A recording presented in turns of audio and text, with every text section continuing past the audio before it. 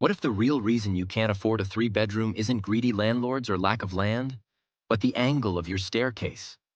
Today, we're unpacking how tiny, boring rules quietly erase family homes from the blueprint before a shovel hits dirt. We'll pull lessons from Canada's meltdown, where new homes get taxed like alcohol and tobacco, and approvals drag for years, and show the specific US code fixes that unlock affordable, family-sized units. Stay, because the difference between a shoebox condo and a real home might be one line in a code book. A single dimension in the code turns a family home into a studio. Yes, the angle of your stairs decides if your kids share a room forever. Sounds ridiculous. It's real. One tweak in stair geometry can blow up a floor plan so hard the third bedroom vanishes, and the whole project slides into cute little one-beds. Here's the thing. Micro rules run the show. Stair rise and run. Egress distances. Corridor width. Elevator thresholds. Each one eats inches, and inches add up to lost rooms.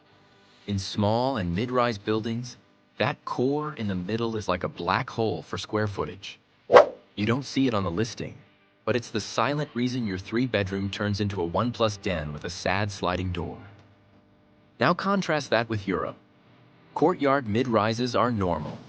You get stairs that fit, single-loaded corridors, more shallow floor plates, and family-sized units that breathe. Over here, codes push deep slabs with double-loaded corridors, which means two banks of units facing a hallway and a chunky core you have to carry on every level. Big core, tiny apartments. The math chooses your life. Let's break it down. The stair angle dictates run length. Longer run? Bigger stair. You need more landing space, more headroom, more distance to daylight. Then egress rules say how far a door can be from a safe exit, which stretches the corridor or forces a second stair. Boom, extra shaft, extra cost, extra space gone. Developers don't hate kids. They hate pro formas that don't close. So they shave bedrooms, shrink living rooms, and aim for smaller units they know will sell. And here's the catch. Buildings live and die by net to gross. The gross is everything you build. The net is what you can sell or rent. Shift that ratio by 2 to 3%, and the third bedroom doesn't fit at the price point buyers can carry. Let that sink in. 2% is the difference between a bunk bed and a real door. When costs creep, the design retreats. Look at Ontario. Limitations stack fast. You hit height triggers that demand elevators early, and those elevators here can be wildly expensive compared to other regions. Add fire separation standards that make stacking family units harder without eating precious interior width. Then sprinkle in parking minimums that nuke small infill sites. The site was perfect until it needed a car hotel underground. It's like airline baggage rules. Your suitcase is fine until it's 1 inch over, and then, boom, fee city. In buildings, that extra inch of stair or corridor doesn't just cost money.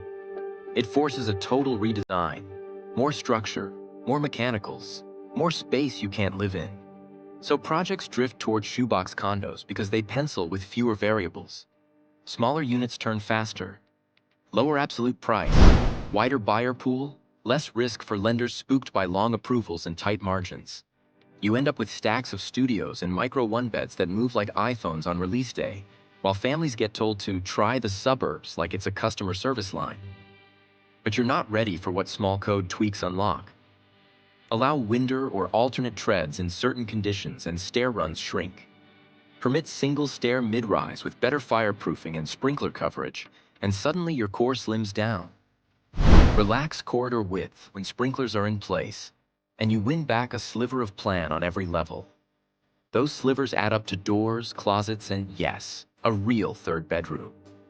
So, if geometry can quietly kill rooms, the money machine can bury the entire building. Fees, taxes, carrying costs. The next part is where the dollars tighten the vice even more. What if your future kitchen is priced like a pack of cigarettes? That's the energy on new builds in Canada.